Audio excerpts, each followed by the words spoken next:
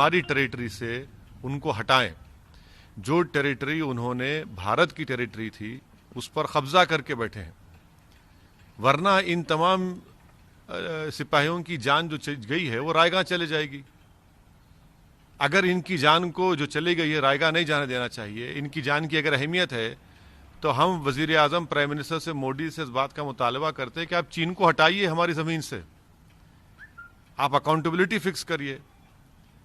ये सबसे अहम बात है। तीसरी बात यह है कि प्राइम मिनिस्टर को बताना चाहिए देश को, क्योंकि देश में आज हमारे इन 20 सिपाहियों की मौत के बाद बहुत गम और गुस्सा है। देश ये जानना चाह रहा है कि चीन ने आखिर कितनी हमारी ज़मीन पर कब्जा किया है। बताती क्यों नहीं सरकार ये? भाई डी एस्केलेशन, डी एंगेजमेंट हो रहा है तो फिर आप कितनी ज़मीन पर चीन ने कब्जा किया? चीन ने तो अपने इलाके में आर्टिलरी भी लगा दिए हैं। इसका क्या मतलब है? बंकर्स बना रहा है जहां पर कब्जा किया है उसने। तो प्राइम मिनिस्टर को यह बताना चाहिए कि चीन ने हमारी कितनी ज़मीन पर अंदर घुसकर कब्जा किया है। ये बहुत अहम है, इसलिए कि ये पहली मर्तबा चीन इतनी बड़ी तादाद में अपनी फ़ौज के साथ भारत के इलाकों में घुसा है। करीब 40 साल के बाद बगैर गोली चले हमारे सिपाहियों को मार मार कर इनकी जान ले ली गई है। तो प्रधानमंत्री को बताना पड़ेगा। कैजुअलिटी उधर भी हुई है सर।